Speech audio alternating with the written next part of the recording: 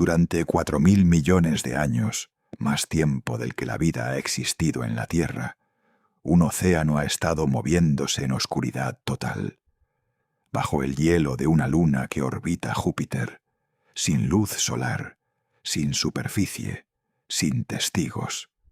Calentado desde dentro por el apretón gravitacional de un planeta gigante, ese océano ha estado disolviendo roca, ciclando química, presionando hacia arriba contra un techo agrietado de hielo, depositando trazas de sí mismo en la superficie, una y otra vez, sin nadie mirando.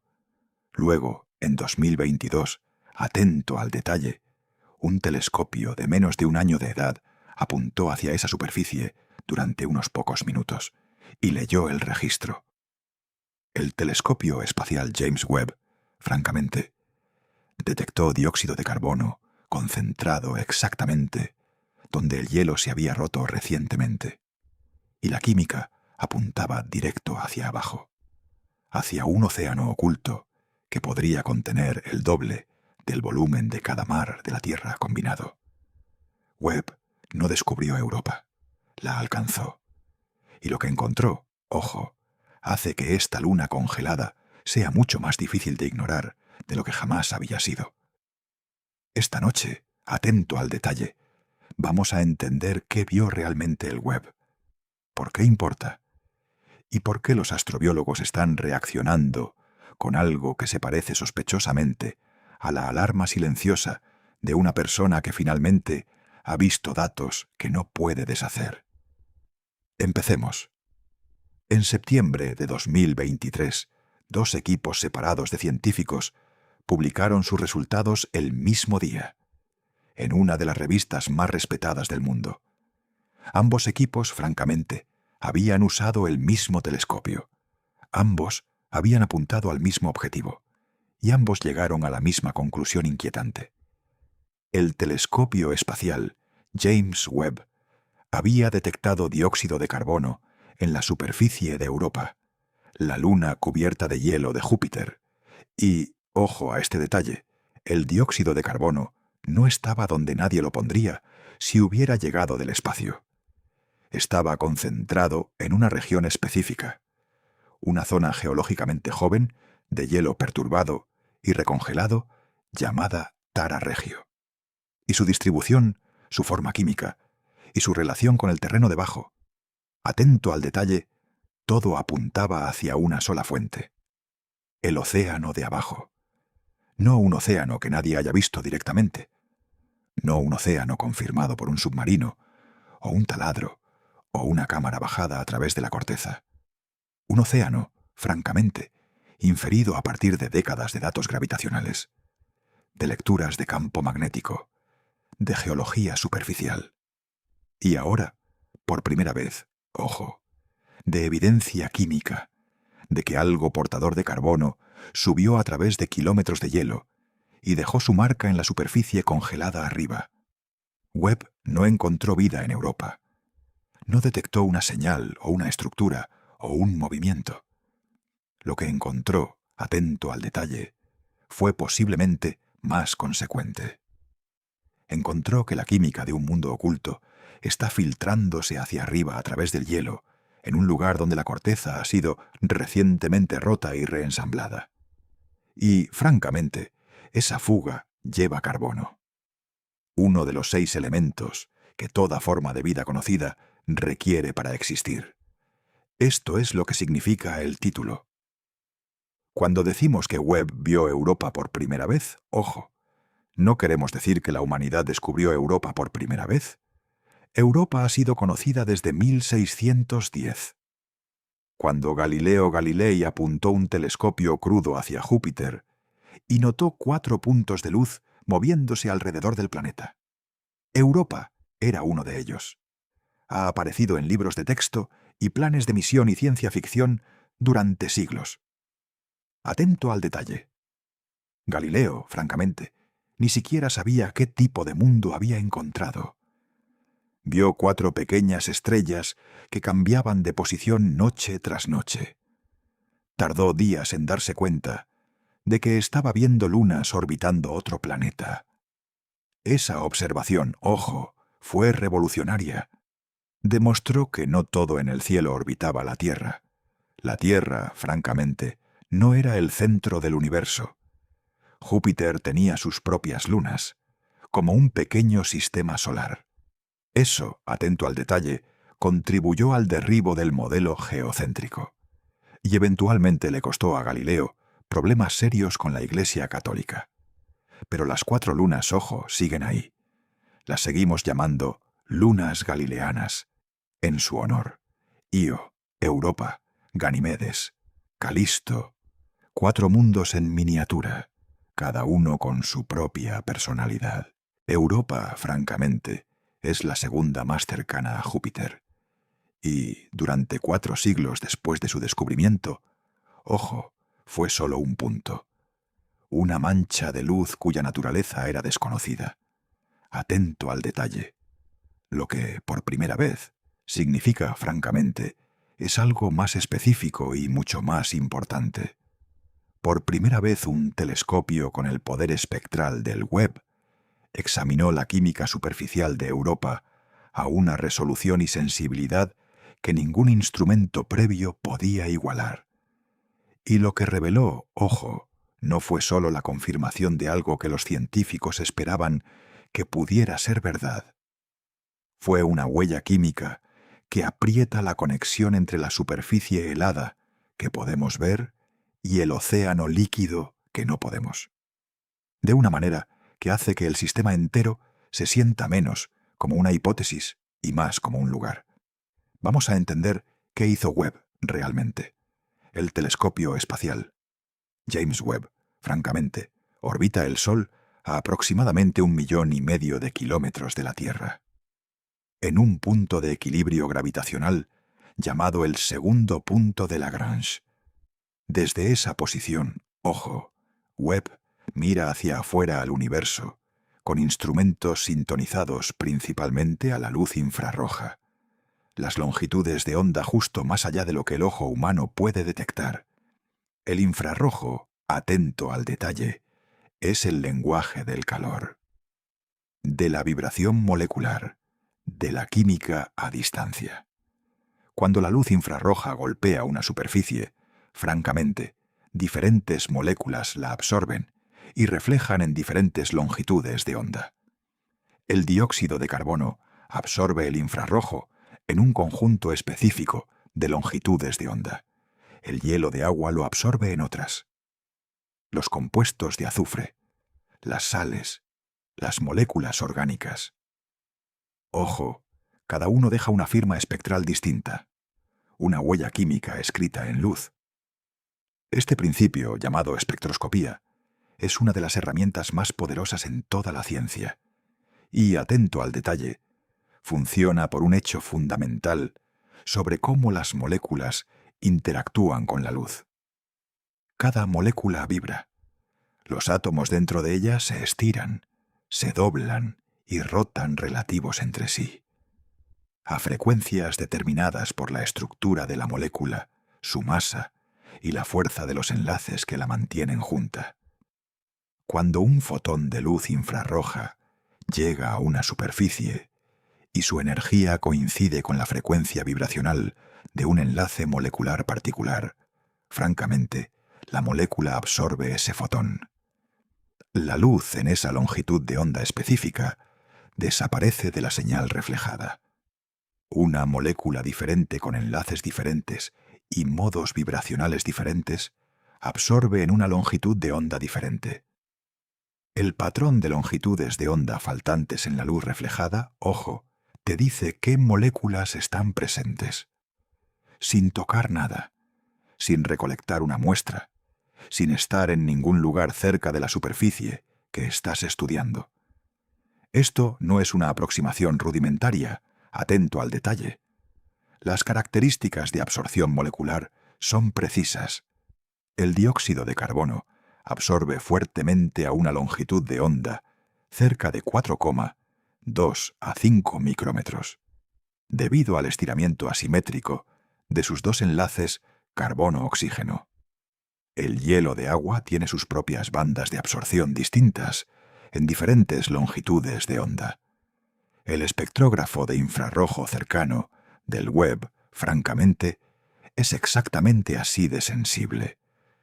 Puede dividir la luz entrante en miles de canales de longitud de onda individuales, cada uno registrando cuánta luz llegó a ese color preciso.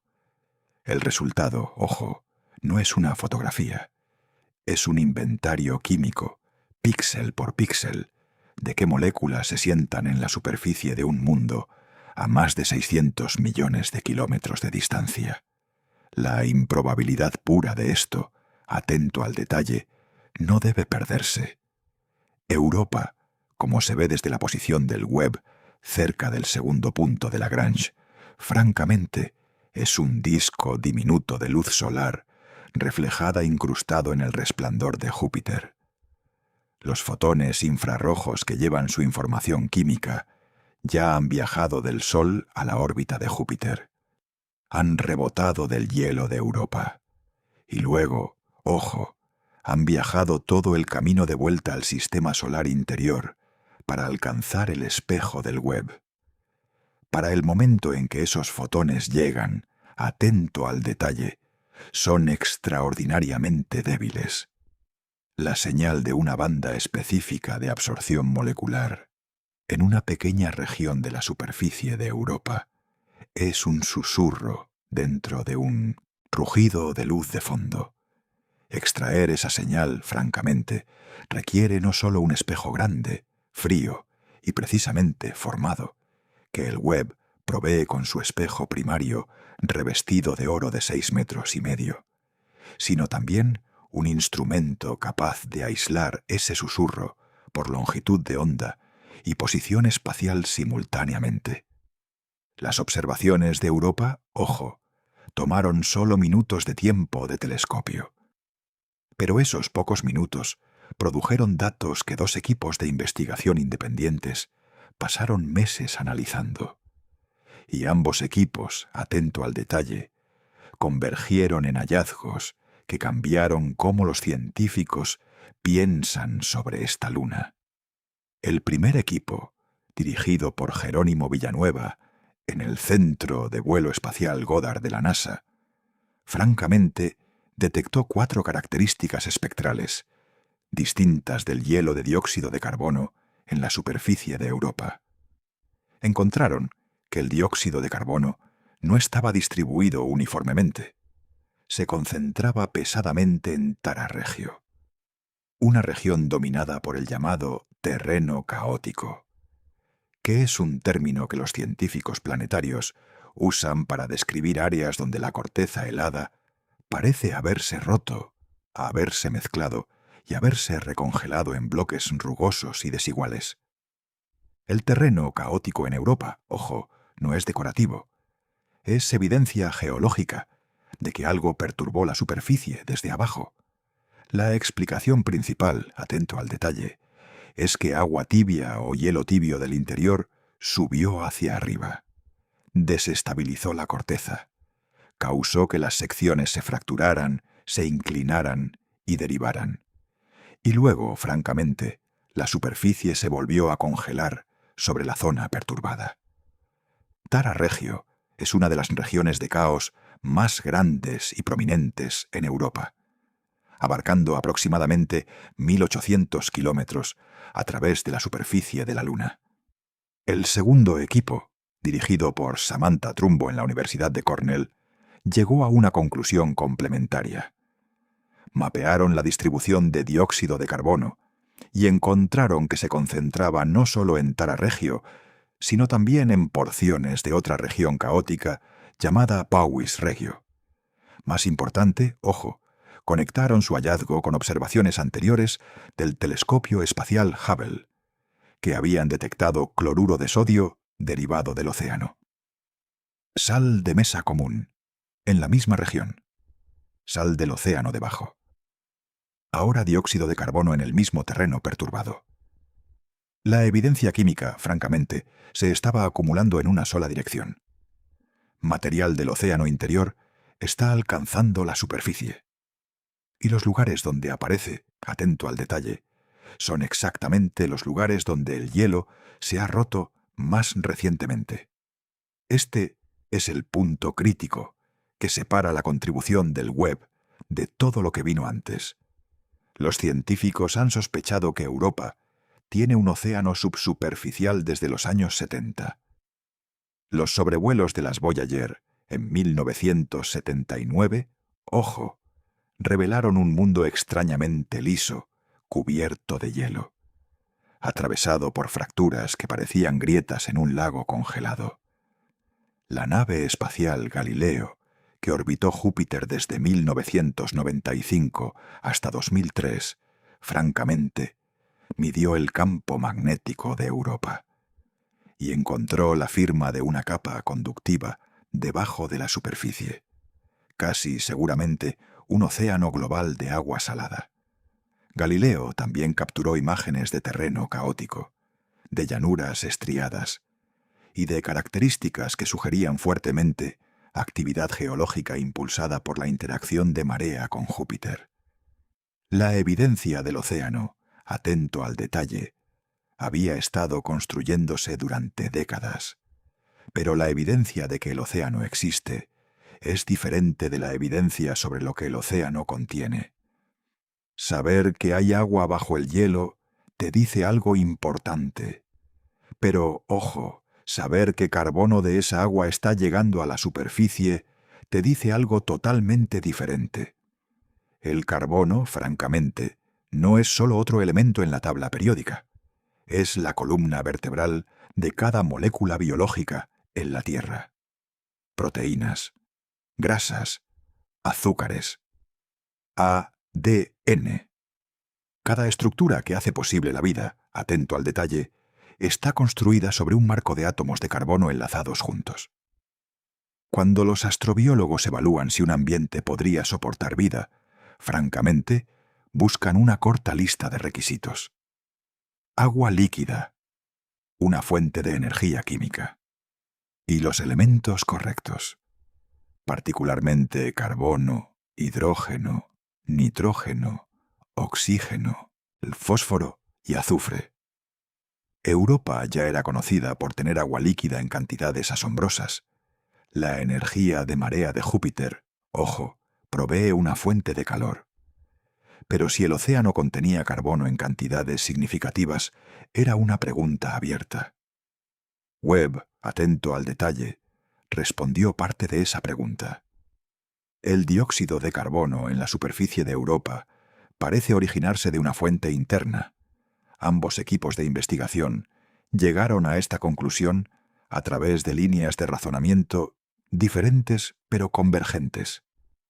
Si el dióxido de carbono hubiera sido entregado por impactos de meteoritos, francamente, esperarías que estuviera distribuido más uniformemente por la superficie, o concentrado en terreno más viejo, donde los impactos han tenido más tiempo para acumular material. En cambio, ojo, está concentrado en terreno caótico, geológicamente joven, donde la superficie ha sido perturbada recientemente. El dióxido de carbono, atento al detalle, también es inestable en la superficie de Europa. El intenso ambiente de radiación de Júpiter, francamente, descompone el dióxido de carbono con el tiempo, lo que significa que cualquier dióxido de carbono que veas hoy debe haber sido depositado relativamente recientemente en términos geológicos. Si hubiera estado sentado en la superficie durante cientos de millones de años, ojo, la radiación lo habría destruido. Su presencia en terreno joven, combinada con su inestabilidad, atento al detalle, apunta fuertemente hacia una entrega reciente desde abajo. El equipo de Villanueva también midió la proporción del isótopo de carbono en el dióxido de carbono detectado. El carbono viene en dos formas estables: carbono 12, que tiene 6 protones y 6 neutrones, y carbono 13, que tiene 6 protones y 7 neutrones. La proporción entre estos dos isótopos, francamente, a veces puede revelar cómo se formaron las moléculas portadoras de carbono. El equipo midió una proporción de carbono 12 a carbono 13 de aproximadamente 83, más o menos 19. Esta proporción, ojo, es ampliamente consistente con lo que podrías esperar del carbono procesado en un ambiente oceánico. Pero la incertidumbre, atento al detalle, es demasiado grande para extraer conclusiones firmes sobre la vía química específica. Los datos de isótopos son sugestivos, no definitivos. Lo que los datos sí cierran, o muy casi cierran, francamente, es la cuestión de si la química superficial de Europa está conectada al océano debajo. Durante años, ojo, los científicos debatieron el grado en que el océano de Europa se comunica con su superficie. Algunos modelos sugerían que la corteza de hielo es gruesa, rígida y mayormente sellada, con el océano atrapado profundamente abajo y sin mecanismo para intercambio de material. Otros modelos proponían que el hielo es más delgado en algunas regiones, que plumas tibias de agua o lodo ocasionalmente perforan o se acercan a la superficie, y que el terreno caótico representa las secuelas de tales eventos. La detección por Webb de dióxido de carbono, derivado del océano en terreno caótico, atento al detalle, apoya la segunda imagen. La superficie y el océano, francamente, no están completamente separados. Hay una conexión. Y esa conexión, ojo, es químicamente significativa. Piensa en lo que esto significa en términos prácticos. Europa aparece, desde una distancia, como una bola de billar blanca y lisa. Aparece limpia, fría, inerte. El tipo de mundo que miras de pasada en un libro de texto y sigues adelante. Pero, atento al detalle, los datos del Webb dicen que la superficie no es una cáscara pasiva. Es una capa límite químicamente activa que lleva trazas del mundo líquido debajo de ella. Las decoloraciones marrones y bronceadas que marcan el terreno caótico, francamente, no son sólo características visuales, son firmas químicas, son lugares donde la composición del océano ha sido traducida incompletamente y de manera imperfecta sobre el exterior congelado. Cada vez que miras una región de caos en Europa, ojo, estás mirando una ventana, no una pared. Atento al detalle. Cuando observas imágenes de alta resolución de Tara Regio, tomadas por la nave Galileo, a finales de los 90, francamente, ves bloques de hielo que parecen haber flotado libremente, como témpanos en un río en deshielo, algunos bloques inclinados, otros rotados respecto a sus vecinos, algunos elevados, otros hundidos. La superficie, ojo, parece haber sido descongelada localmente, lo suficiente para que los bloques rígidos de hielo perdieran su conexión con el sustrato, flotaran brevemente y luego se volvieran a congelar en sus nuevas posiciones cuando el calor del agua subterránea se disipó. Esto no es solo geología abstracta, francamente, es evidencia visual de procesos hidráulicos, de agua tibia subiendo, de hielo derritiéndose, de bloques moviéndose, de superficies congelándose de nuevo. Todo, atento al detalle, capturado en una sola imagen estática que muestra el resultado final de eventos que ocurrieron hace decenas o cientos de millones de años. Y, ojo, esa es la clave. La superficie de Europa registra estos eventos. Es como una página de archivo, una crónica geológica.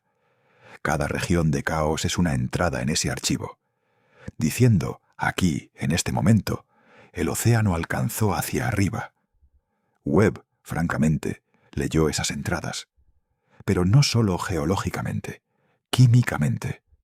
La presencia de dióxido de carbono concentrado en Tara Regio, atento al detalle, significa que cuando los bloques de hielo flotaron y se reformaron, llevaron consigo química del océano.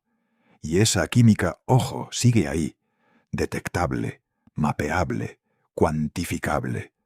Este replanteamiento importa porque cambia lo que Europa es en la imaginación científica.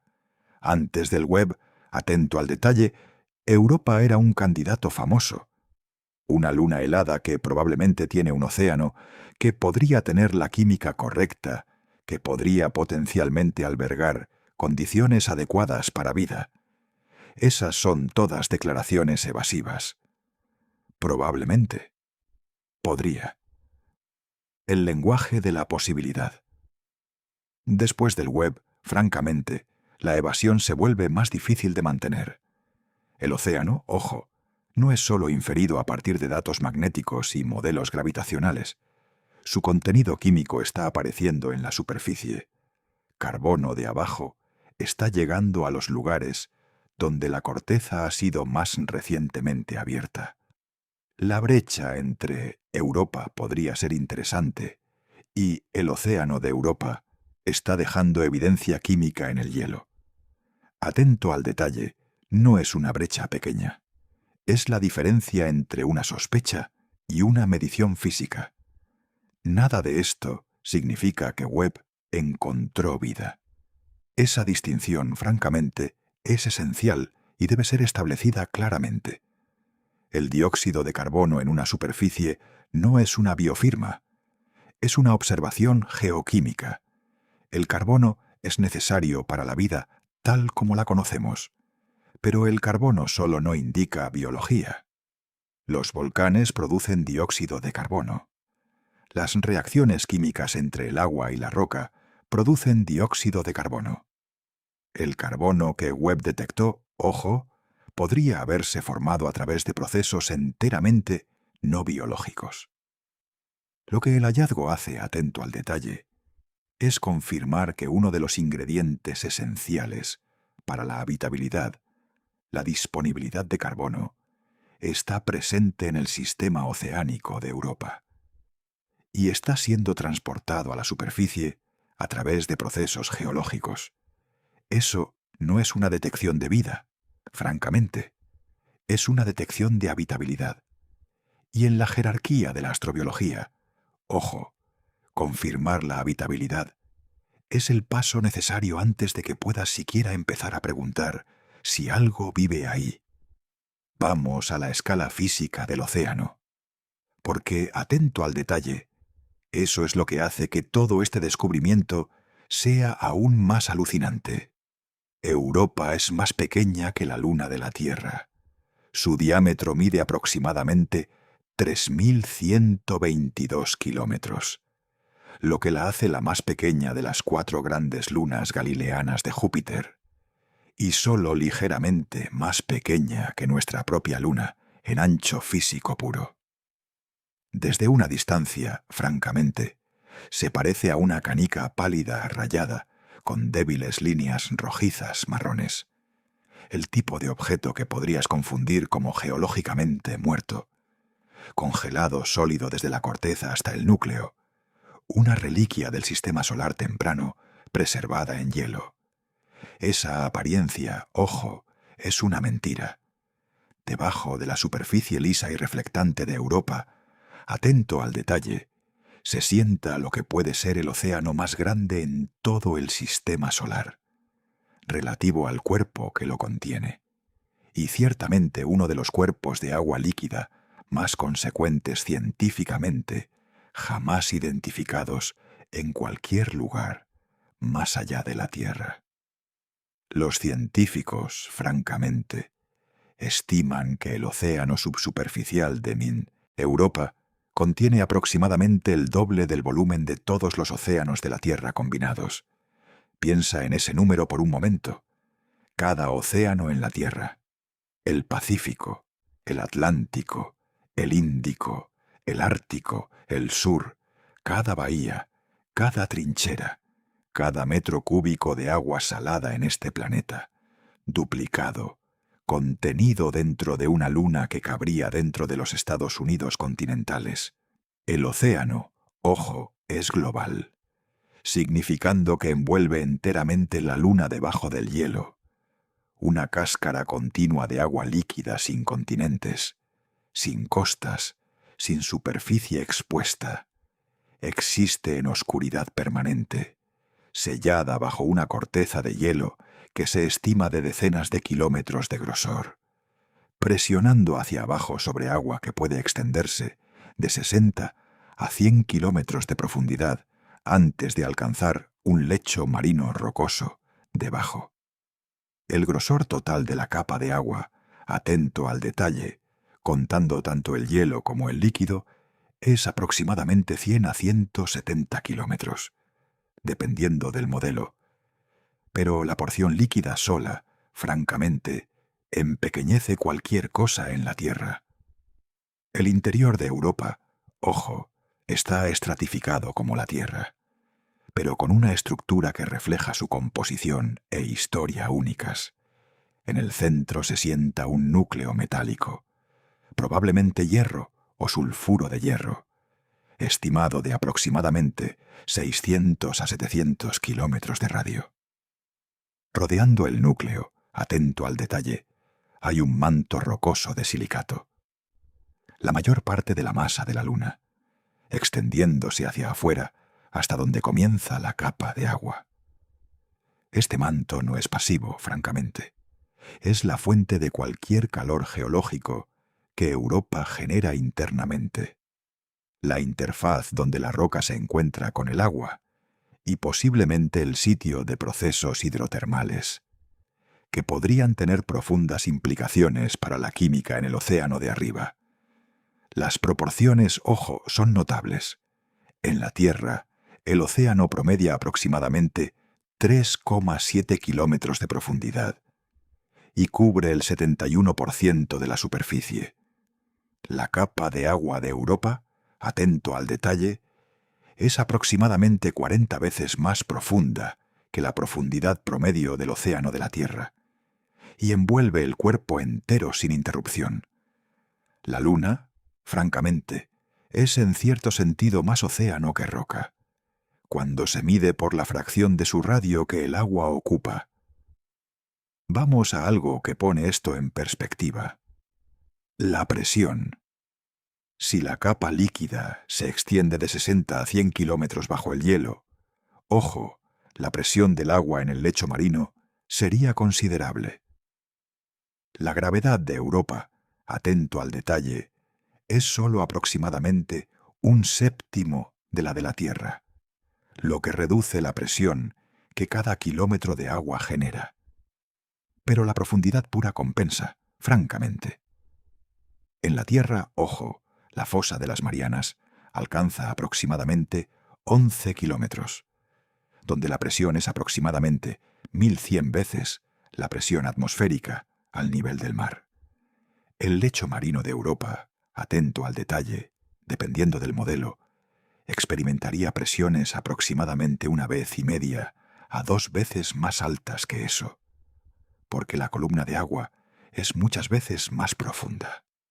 Incluso, aunque cada metro de agua contribuye con menos presión de lo que lo haría en la Tierra, francamente, el peso combinado de decenas de kilómetros de hielo, arriba y 60 a 100 kilómetros de agua líquida, abajo, todavía produce un ambiente aplastante por cualquier estándar terrestre. Y aquí está lo alucinante, ojo.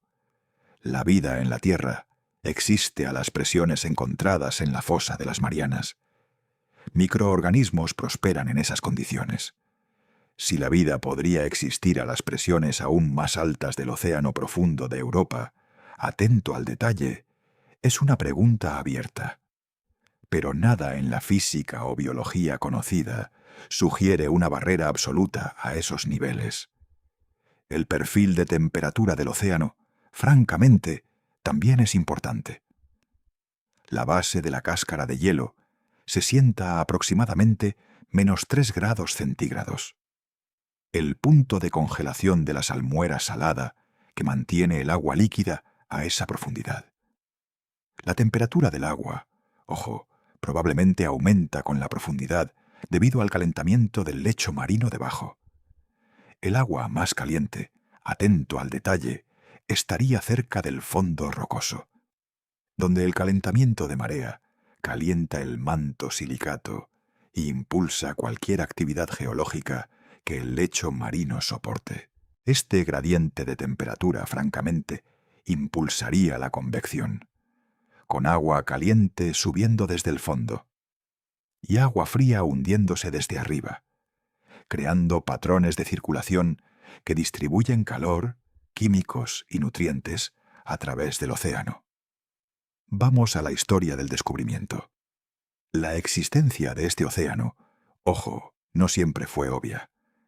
Antes de 1979, atento al detalle, Europa era poco más que un punto de luz, un punto cuyas propiedades básicas, tamaño, densidad aproximada, periodo orbital, eran conocidas, pero cuya superficie nunca había sido resuelta por ningún telescopio en la Tierra o en el espacio. Las mejores imágenes desde el suelo mostraban un manchón borroso al lado del resplandor de Júpiter. Los científicos, francamente, esperaban que cuando una nave espacial finalmente volara lo suficientemente cerca para fotografiar Europa, se vería muy parecida a Calisto, la luna grande más exterior de Júpiter, una esfera maltratada y craterizada, picada por 4.000 millones de años de impactos. Voyager 1 llegó a Júpiter en marzo de 1979 y devolvió las primeras imágenes resueltas de Europa. Las fotografías, ojo, eran de baja resolución, tomadas desde una distancia considerable, pero fueron suficientes para mostrar algo inesperado. La superficie era brillante, inusualmente brillante y lisa. Había indicios de largas líneas curvas cruzando el disco, pero atento al detalle, a la resolución disponible, era difícil decir si eran crestas, fracturas o artefactos de imagen. 4 meses después, en julio de 1979, Voyager 2 pasó a través del sistema de Júpiter, en una trayectoria diferente que la llevó más cerca de Europa. Las imágenes de mayor resolución que regresaron, francamente, lo cambiaron todo. La superficie de Europa no era solo lisa, era la superficie sólida más lisa en todo el sistema solar. No había casi ningún cráter de impacto. El globo estaba cubierto de hielo de agua, brillantemente blanco en algunas áreas, débilmente descolorido en otras, y entrecruzado por una extraordinaria red de líneas. Estas, ojo, no eran marcas sutiles, eran características vastas, abarcando continentes, algunas estirándose miles de kilómetros a través de la superficie, delgadas y nítidas, y entrelazadas en patrones que no tenían precedente en la ciencia planetaria. Algunas eran crestas dobles, atento al detalle, líneas pareadas corriendo en paralelo, con un canal poco profundo entre ellas.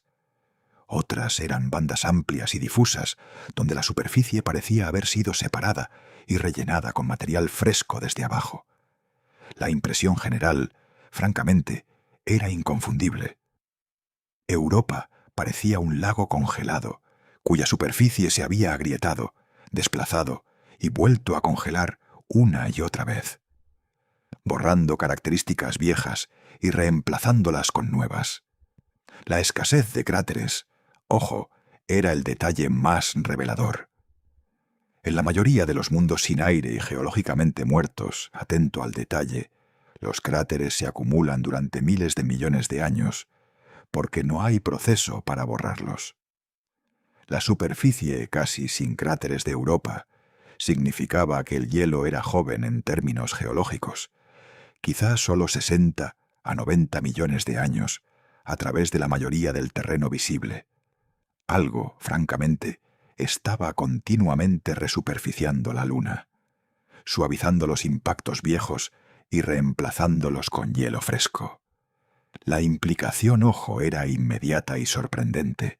Europa no era un mundo muerto, era geológicamente activa, y la explicación más natural para esa actividad, atento al detalle, dada la composición helada de la Luna y su posición profunda dentro de la influencia gravitacional de Júpiter, era agua líquida bajo la superficie, un océano oculto, no visto, pero dejando su firma en forma de una superficie que se negaba a aferrarse a las cicatrices del tiempo. Las imágenes de las Voyager, francamente, electrificaron la comunidad de ciencia planetaria. En el lapso de pocos meses, Europa pasó de ser un punto sin importancia a uno de los objetos más intrigantes en el sistema solar. Vamos a Galileo, la nave que confirmó el océano, la nave espacial. Galileo, ojo, proporcionó la evidencia que convirtió la sospecha en casi certeza. Entre 1995 y 2003, atento al detalle, Galileo orbitó Júpiter y realizó múltiples sobrevuelos cercanos de Europa, midiendo su gravedad, imaginando su superficie en detalle y, más críticamente, estudiando su campo magnético. La historia del magnetómetro, francamente, merece particular atención, porque permanece como uno de los descubrimientos planetarios más elegantes de la última mitad del siglo. Júpiter tiene el campo magnético más poderoso de cualquier planeta en el sistema solar, aproximadamente 20.000 veces más fuerte que el de la Tierra. Este campo, ojo, rota con Júpiter, que gira una vez cada 10 horas, barriendo su influencia magnética pasada las órbitas de sus lunas, como el rayo de un faro cósmico. Cualquier material eléctricamente conductivo dentro del rango de este campo rotatorio, atento al detalle, responderá. Partículas cargadas que se mueven libremente, como iones disueltos en agua salada, francamente, se desplazarán en respuesta al ambiente magnético cambiante, generando su propio campo magnético secundario. Este campo secundario, ojo, llamado campo inducido, actúa como una firma reveladora. Si puedes detectarlo, atento al detalle, puedes inferir la presencia de una capa conductiva, incluso si no puedes verla directamente. La investigadora principal para el experimento del magnetómetro de Galileo, Margaret Kibelson, y su equipo, francamente, midieron el ambiente magnético alrededor de Europa durante múltiples sobrevuelos y encontraron exactamente esta firma. Europa estaba produciendo un campo magnético inducido que variaba en fuerza y orientación, mientras el campo de Júpiter rotaba pasando la Luna. El patrón, ojo, era consistente con una capa global de material eléctricamente conductivo bajo la superficie. La roca, atento al detalle, no es lo suficientemente conductiva para explicar la señal. El hielo es un aislante. La explicación más natural y físicamente consistente, francamente, era un océano global de agua salada. Una salmuera con suficientes iones disueltos para llevar corrientes eléctricas lo suficientemente fuertes para generar el campo observado. Los datos, ojo, no probaron agua líquida más allá de toda duda matemática, pero hicieron cada explicación alternativa mucho menos convincente. Los resultados de Kibelson, atento al detalle, publicados a través de varios papers a finales de los 90 y principios de los 2000, se convirtieron en la pieza de evidencia individual más fuerte para el océano de Europa, y permanecen así hoy. Vamos al motor del océano, porque, francamente, esto es lo que mantiene el agua líquida. La pregunta que sigue inmediatamente, ojo, es simple y profunda. ¿Cómo una luna tan pequeña, tan lejos del Sol, mantiene un océano líquido sin congelarse sólido? Europa orbita Júpiter a una distancia de aproximadamente 671.000 kilómetros. Y Júpiter mismo, atento al detalle, orbita el Sol a aproximadamente 778 millones de kilómetros. A esa distancia, la energía solar es débil.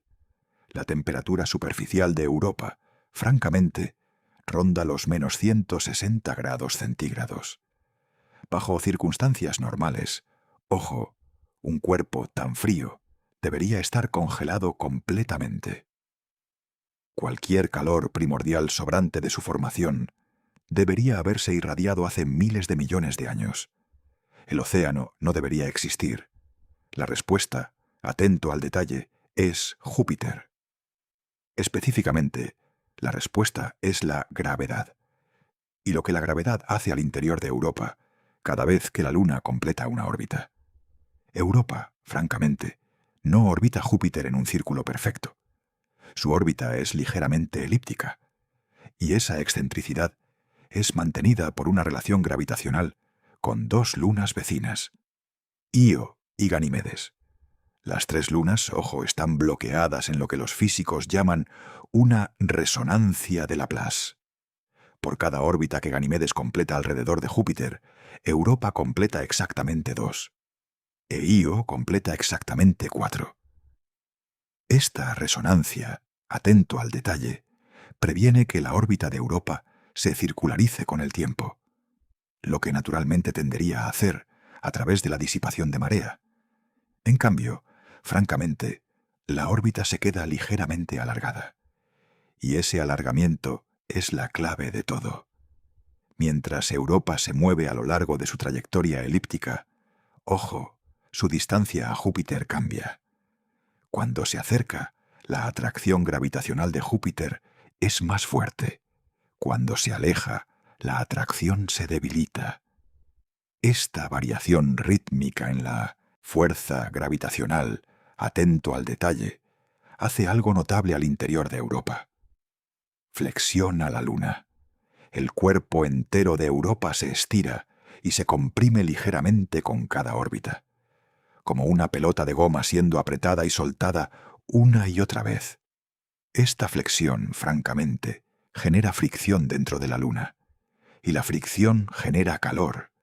El proceso, ojo, se llama calentamiento de marea, y es el motor que mantiene el océano de Europa líquido.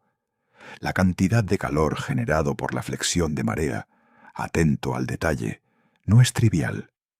Las estimaciones varían dependiendo del modelo, pero la mayoría de los cálculos sitúan la producción de calor de marea de Europa en algún lugar en el rango de 1/10 a 1 teravatio globalmente. Para comparación, francamente, el calor total que fluye del interior de la Tierra es aproximadamente 47 teravatios, impulsado principalmente por desintegración radiactiva en el manto y calor residual de la formación. Europa, ojo, es mucho más pequeña, pero el calentamiento de marea provee una fuente de energía concentrada y continua que no depende de elementos radiactivos o calor sobrante de la formación. Siempre que la resonancia orbital con Io y Ganimedes persista, y ha persistido durante miles de millones de años, atento al detalle, el motor de marea sigue corriendo. El océano se queda líquido. El hielo arriba sigue siendo dinámico. Vamos al grosor del hielo. La cáscara de hielo misma, francamente, es una de las características más estudiadas y debatidas en la ciencia planetaria. ¿Cuán gruesa es? Esta pregunta importa enormemente, porque el grosor del hielo determina cuán fácilmente el material puede moverse entre la superficie y el océano. Una cáscara delgada, ojo, quizás de 5 a 10 kilómetros de grosor, permitiría más intercambio directo. Las grietas podrían potencialmente penetrar todo el camino. Plumas tibias de agua podrían ocasionalmente romper la superficie. Una cáscara gruesa, atento al detalle, de 20 a 40 kilómetros de profundidad, haría el intercambio más difícil. Pero no imposible. Durante décadas, francamente, las estimaciones variaron ampliamente. Algunos modelos basados en la morfología de cráteres de impacto sugerían que el hielo podría ser tan delgado como 3 o 4 kilómetros en algunas áreas. Otros modelos basados en cálculos de equilibrio térmico predecían grosores de 20 a 30 kilómetros o más. El debate, ojo, era difícil de resolver, porque ningún instrumento había medido directamente la profundidad de la cáscara.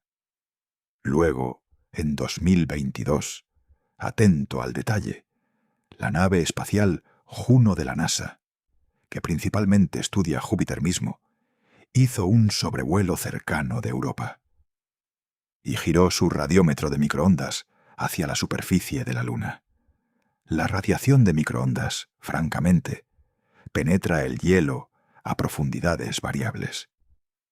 Dependiendo de la temperatura, composición y estructura del hielo. Al analizar cómo las microondas emitidas desde el interior de Europa pasan a través de la cáscara de hielo, ojo, el equipo de Juno fue capaz de estimar su grosor.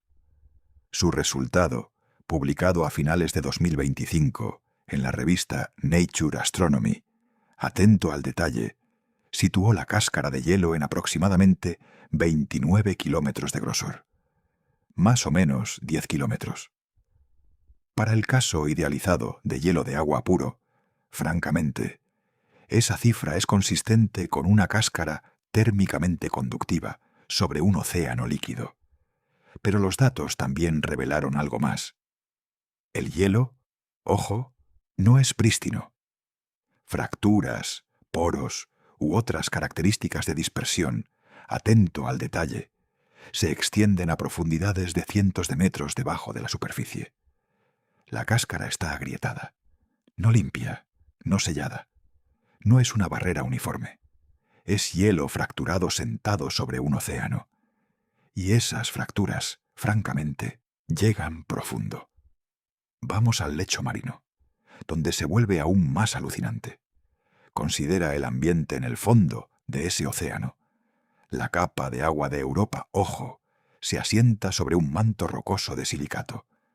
La frontera entre el océano y la roca es un lecho marino. Y ese lecho marino, atento al detalle, puede ser una de las fronteras geológicas más importantes en el sistema solar. En la Tierra, francamente, la interacción entre el agua oceánica y la roca caliente, en las dorsales mediooceánicas, produce respiraderos hidrotermales. Fisuras en el lecho marino donde agua sobrecalentada cargada de minerales erupta en el océano frío de arriba. Estos respiraderos, ojo, crean gradientes químicos, fuentes de energía que sustentan ecosistemas enteros independientes de la luz solar. Gusanos tubo, camarones ciegos, bacterias amantes del calor, comunidades complejas de vida que existen únicamente con energía química, extraída de la interacción de agua y roca. Un estudio publicado en 2021, atento al detalle, propuso que el lecho marino de Europa debería ser lo suficientemente caliente para vulcanismo activo, impulsado por el calentamiento de marea en el interior silicato de la Luna. Si los respiraderos hidrotermales existen en el lecho marino de Europa, francamente, proveerían exactamente el tipo de fuente de energía química que sustenta vida en el fondo oceánico profundo de la Tierra. Atento al detalle. Para entender por qué esto importa tanto, francamente, vale la pena recordar que en la Tierra, durante mucho tiempo, los biólogos pensaron que toda la vida dependía en última instancia del Sol. La fotosíntesis convertía la luz solar en energía. Las plantas crecían. Los animales comían las plantas. Otros animales comían a esos animales. Todo, ojo, eventualmente regresaba a la energía solar. Luego, en 1977, atento al detalle, oceanógrafos a bordo del submarino Alvin descubrieron los primeros respiraderos hidrotermales del fondo del mar, en la dorsal de las Galápagos, a miles de metros bajo la superficie, en oscuridad total, donde ningún rayo de sol había llegado en miles de millones de años. Y, francamente, encontraron ecosistemas enteros. Gusanos tubo gigantes sin boca ni sistema digestivo. Almejas del tamaño de platos. Cangrejos. Camarones. Bacterias prosperando en el calor extremo. Toda una red alimentaria, ojo, completamente independiente del sol. funcionando con energía química extraída de las reacciones entre el agua marina y los minerales calientes que surgían de los respiraderos. Ese descubrimiento, atento al detalle, cambió la biología y abrió la posibilidad de que la vida pudiera existir en otros lugares donde el sol nunca llegaba, como el océano subsuperficial de Europa. La razón es simple, francamente.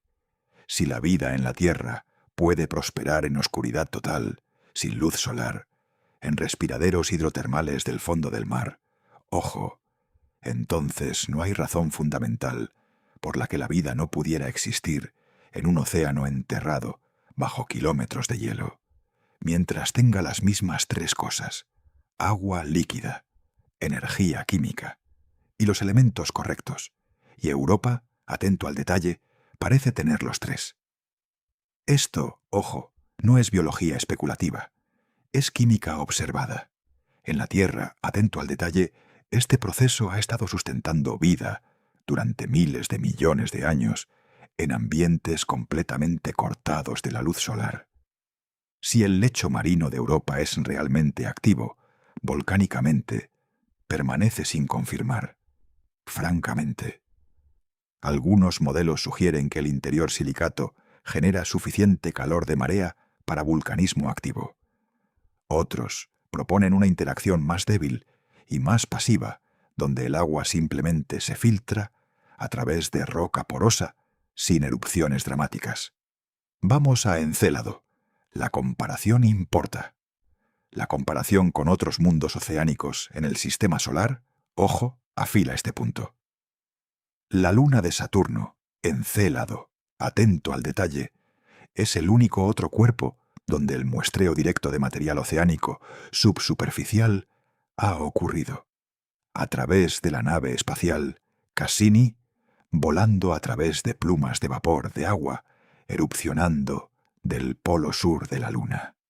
Lo que Cassini encontró en esas plumas, francamente, merece más que una mención pasajera, porque establece el estándar para cómo se ve la química de un mundo oceánico cuando puedes realmente muestrearlo. Durante sus sobrevuelos entre 2005 y 2017, ojo, Cassini voló a través de las plumas de Encélado repetidamente, cada vez capturando partículas y gases con sus instrumentos a bordo. Los resultados, atento al detalle, construyeron un retrato químico del océano debajo, que ningún telescopio remoto podía igualar. Las plumas contenían vapor de agua, francamente, lo cual era esperado, pero también cloruro de sodio y bicarbonato de sodio, sales que indicaban que el océano había estado en contacto prolongado con roca. Cassini detectó nanopartículas de sílice, ojo, pequeños granos de dióxido de silicio de solo 6 a 9 nanómetros de ancho. En la Tierra, atento al detalle, las nanopartículas de sílice de ese tamaño se forman solo en sistemas hidrotermales, donde el agua interactúa con la roca a temperaturas por encima de aproximadamente 90 grados centígrados.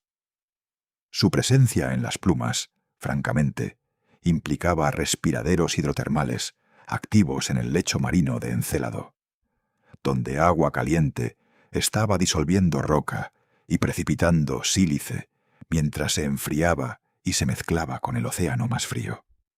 Luego, ojo, vino la detección de hidrógeno molecular en el gas de la pluma. El hidrógeno molecular, atento al detalle, se produce en la Tierra a través del mismo proceso de serpentinización que opera en el lecho marino de Europa. La reacción entre el agua de mar y los minerales ricos en hierro que libera hidrógeno como subproducto. En la Tierra, francamente, ese hidrógeno es uno de los combustibles químicos primarios que sustenta comunidades microbianas en respiraderos hidrotermales. Las arqueas productoras de metano, ojo, entre los linajes más antiguos de vida en la Tierra, usan hidrógeno molecular combinado con dióxido de carbono para generar energía.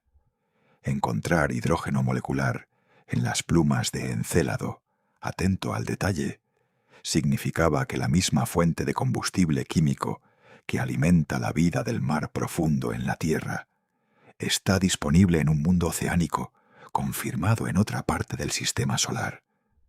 Encélado, francamente, es un caso poderoso para la habitabilidad. Pero Encélado es diminuto, aproximadamente 500 kilómetros de diámetro, con un océano mucho más pequeño y menos energía de marea que Europa. El océano de Europa, ojo, es vastamente más grande, probablemente más viejo y potencialmente más químicamente complejo. Debido a la mayor escala de interacción agua-roca en su lecho marino, donde Encélado nos da una probada directa de la química de mundo oceánico a través del muestreo de plumas, atento al detalle, Europa nos da algo diferente pero complementario. Un mapa químico espacialmente resuelto de donde el material oceánico alcanza la superficie. Trazado a través de un terreno geológicamente complejo que abarca un hemisferio entero. Vamos a la palabra perturbador. Hay una palabra en el título de esta historia que necesita ser ganada. Perturbador. No impactante, no aterrador. No el tipo de palabra que usas cuando algo salta de la oscuridad. Perturbador, francamente, en el sentido científico, significa algo que desestabiliza una imagen estable, algo que fuerza una revisión, algo que era más fácil de vivir antes de tener los datos, y más difícil de vivir después. Lo que Webb encontró en Europa, ojo, es perturbador, porque toma una luna que los científicos han discutido como candidata teórica durante décadas, y la mueve, medible y químicamente, más cerca de ser un mundo donde los ingredientes para la vida no son sólo posibles, sino físicamente presentes, conectados y activos. Y atento al detalle, una vez que ves eso, no puedes dejar de verlo. Para entender por qué la química importa tanto, francamente, tienes que entender qué quieren decir los científicos cuando hablan de habitabilidad. La habitabilidad no significa que un lugar está habitado. No significa que la vida exista ahí. Significa que las condiciones necesarias para la vida, tal como la entendemos, están cumplidas. En la Tierra, ojo, cada ambiente donde se ha encontrado vida comparte tres características. Agua líquida, una fuente de energía química utilizable, y los elementos correctos en formas accesibles, particularmente los 6 que la bioquímica depende más fuertemente: carbono, hidrógeno, nitrógeno, oxígeno, fósforo y azufre.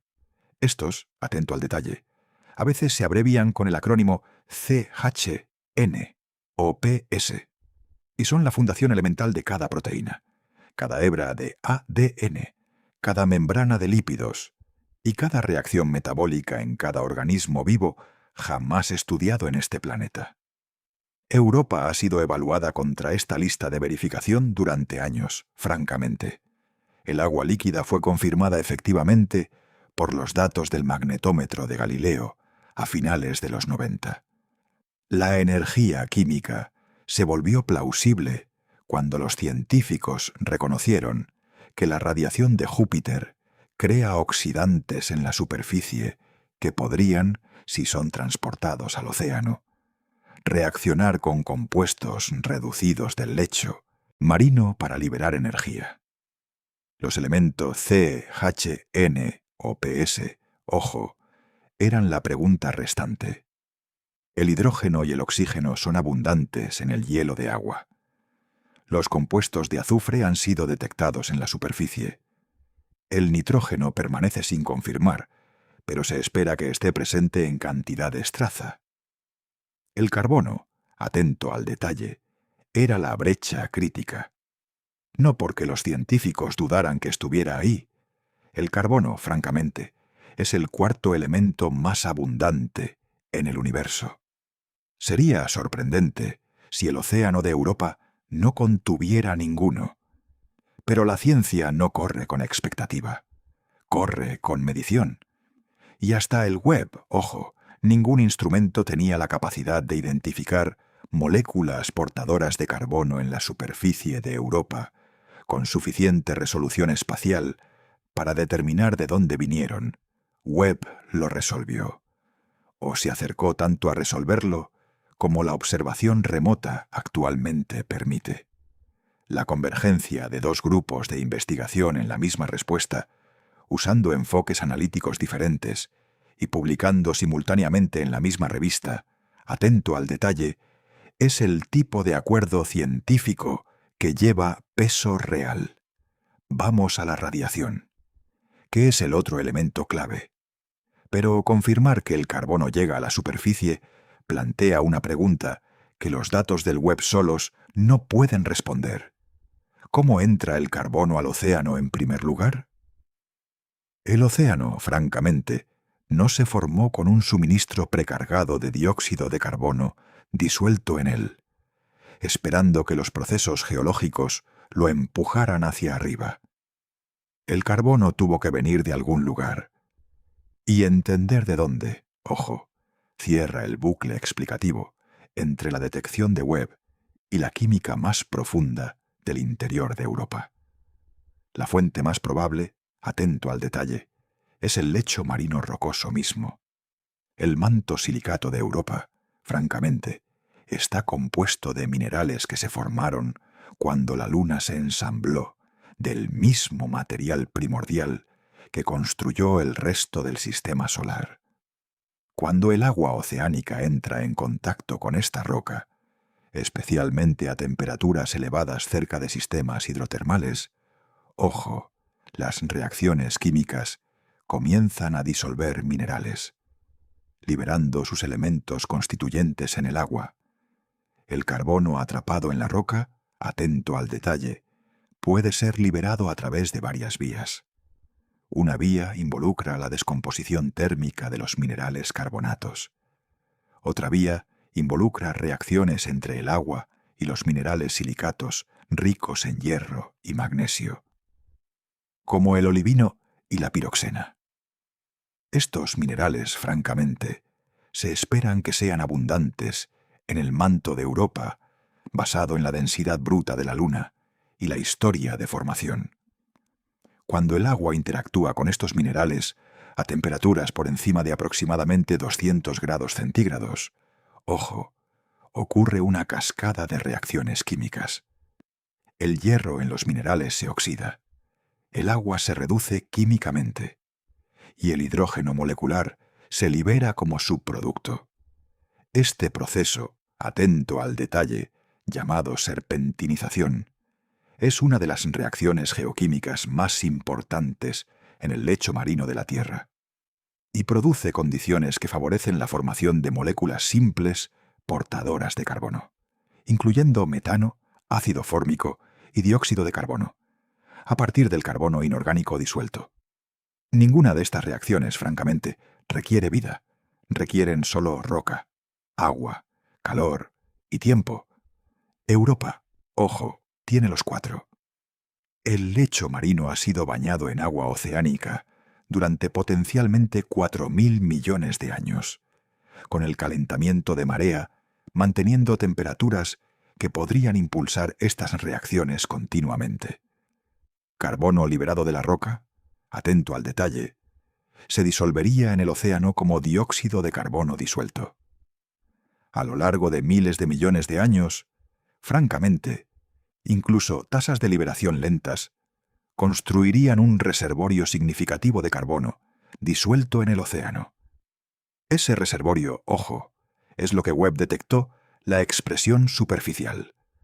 Carbono que una vez estuvo encerrado en roca, liberado por la química agua-roca en el lecho marino, disuelto en el océano, llevado hacia arriba por convección, entregado a la base de la cáscara de hielo, transportado a través del hielo por procesos geológicos y depositado en la superficie en terreno caótico donde la corteza había sido recientemente rota.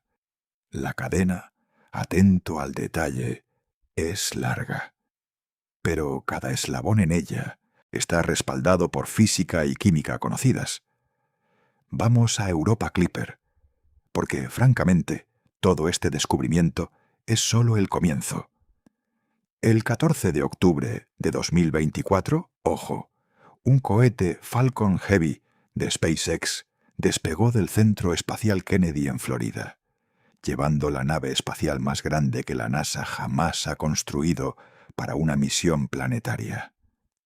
Europa Clipper, atento al detalle, un orbitador alimentado por energía solar, abarcando más de 30 metros con sus arreglos desplegados, aproximadamente la longitud de una cancha de baloncesto, comenzó un viaje de aproximadamente 2.900 millones de kilómetros hacia Júpiter. La nave espacial, francamente, realizó un sobrevuelo de asistencia gravitacional de Marte el 1 de marzo de 2025 y oscilará pasando por la Tierra en diciembre de 2026 antes de entrar en órbita alrededor de Júpiter en abril de 2030. Una vez ahí, ojo, no orbitará Europa directamente. Los cinturones de radiación de Júpiter son demasiado intensos para que una nave espacial sobreviva a exposición prolongada a la distancia orbital de Europa. En cambio, atento al detalle, Europa Clipper orbitará Júpiter en una trayectoria amplia en bucle que la lleva dentro y fuera de la zona de radiación, realizando 49 sobrevuelos cercanos de Europa durante el curso de su misión primaria.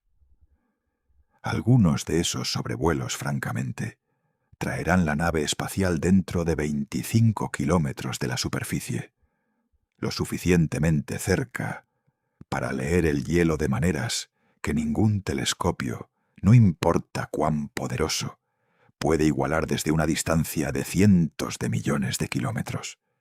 Europa Clipper lleva 9 instrumentos científicos diseñados para investigar si el océano de Europa podría soportar vida. Entre ellos, ojo, hay un radar penetrador de hielo, que enviará ondas de radio a través de la cáscara de hielo y escuchará por reflexiones de fronteras subsuperficiales. Si los bolsillos de agua líquida o la interfaz de hielo-océano se encuentran dentro del rango del radar, atento al detalle, este instrumento podría detectarlos directamente.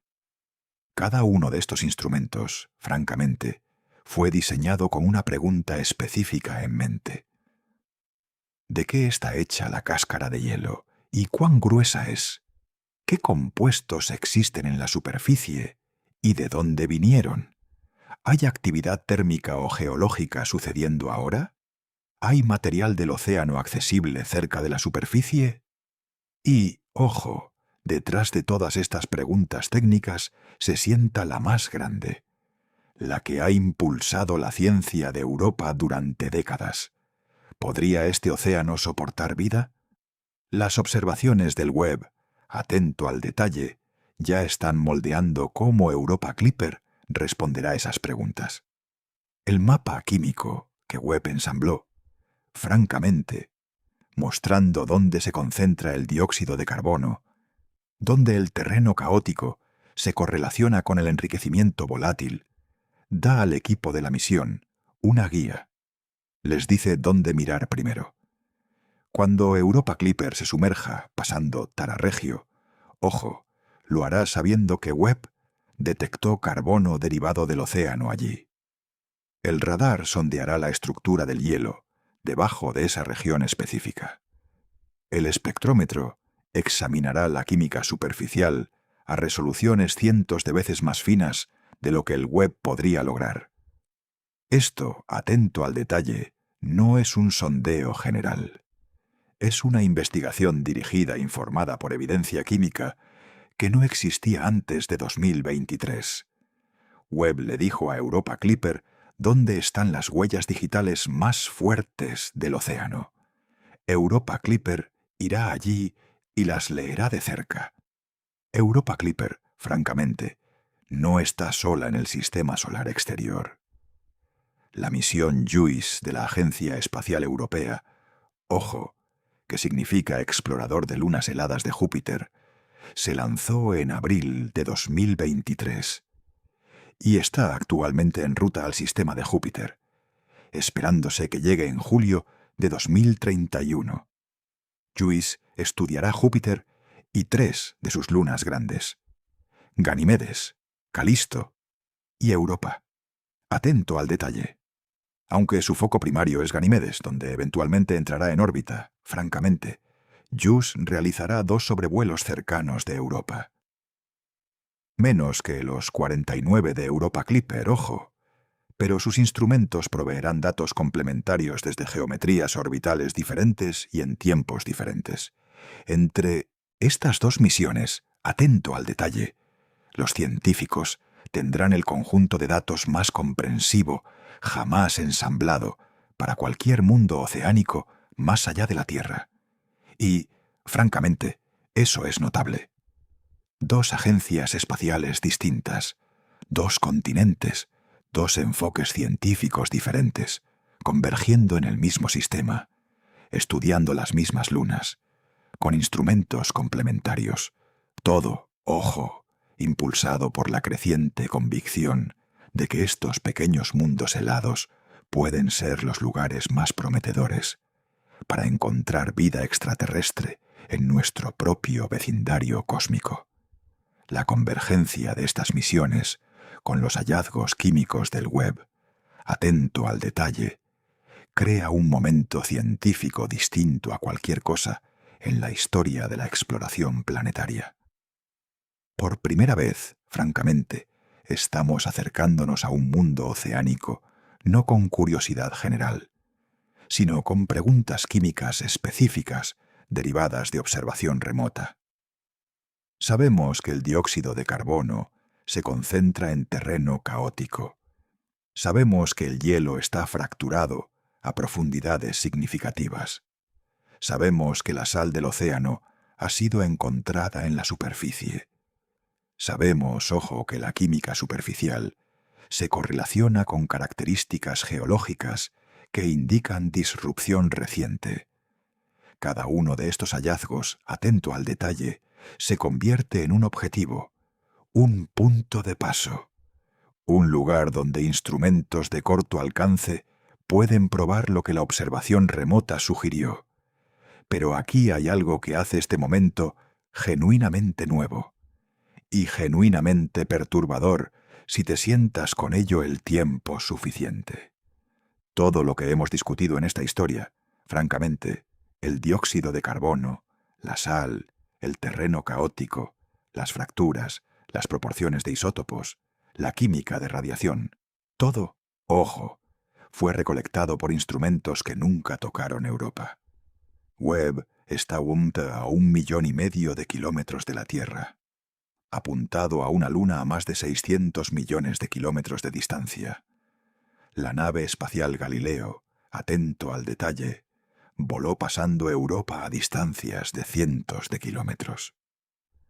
Hubble observó desde la órbita terrestre. Juno midió microondas durante un solo sobrevuelo. Hemos ensamblado un retrato químico y geológico detallado de un mundo oceánico alienígena, francamente, sin jamás hacer contacto físico con su superficie. Nunca hemos tocado el hielo. Nunca hemos probado el agua. Nunca hemos bajado nada a través de la corteza. Y, ojo, sin embargo, podemos decirte dónde aparece el carbono del océano en la superficie. ¿Qué forma toma? ¿Cuán recientemente fue depositado? ¿Y qué procesos geológicos probablemente lo entregaron? Esa capacidad, atento al detalle, es extraordinaria y debe ser reconocida como tal antes de que nos apresuremos al siguiente descubrimiento. La humanidad construyó un telescopio.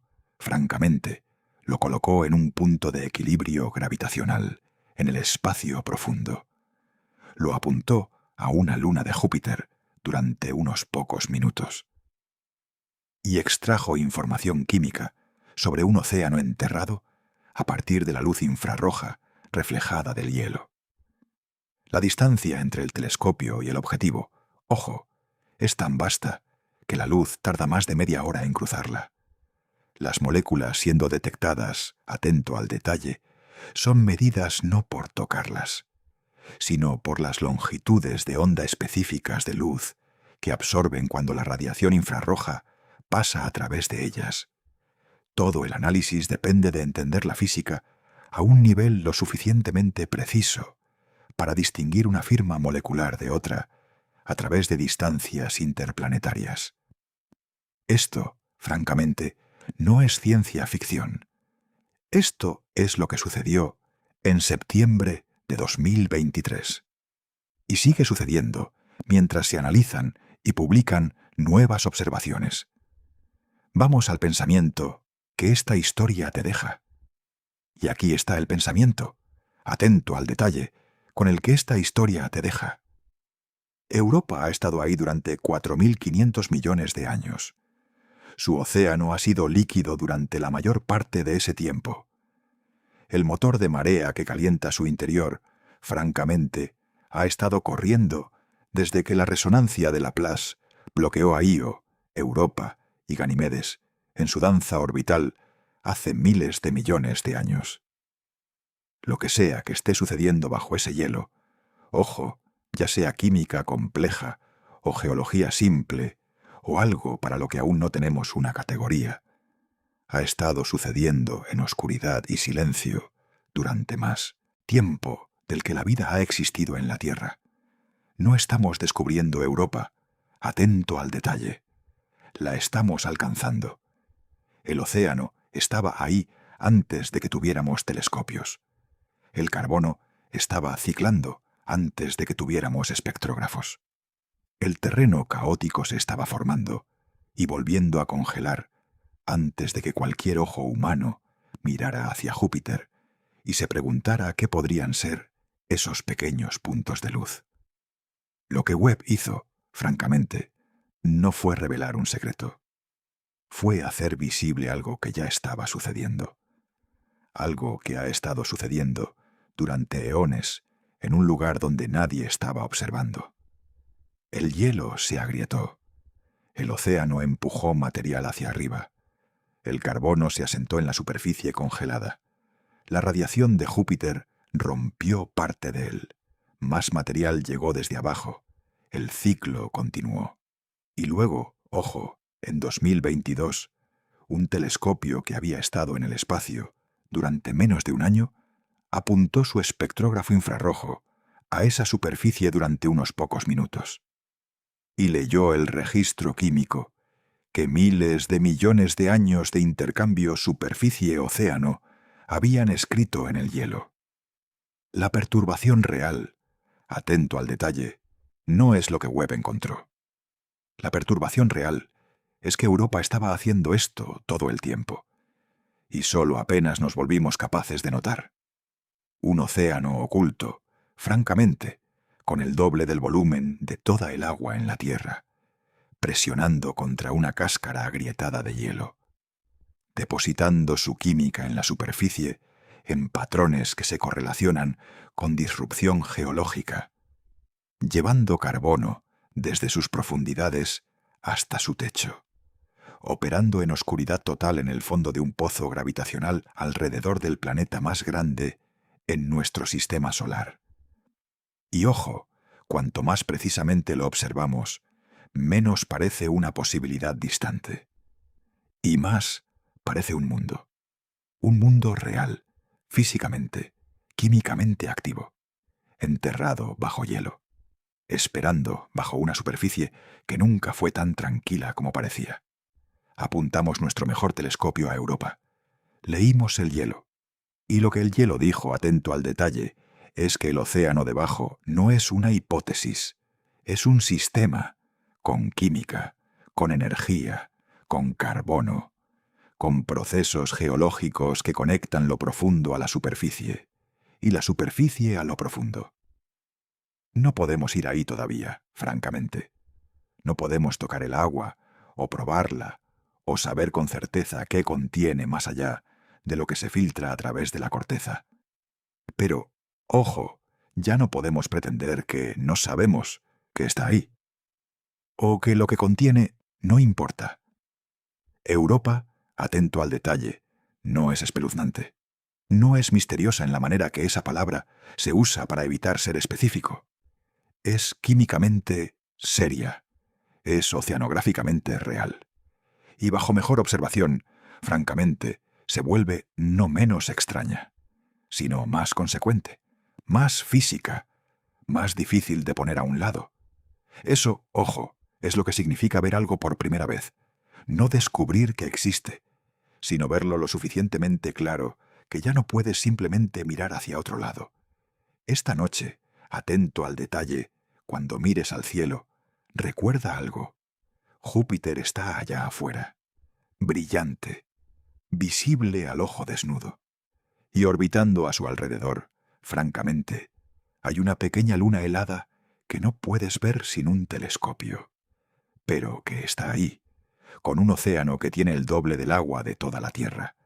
Y, ojo, ese océano está cargando trazas de su química hacia la superficie.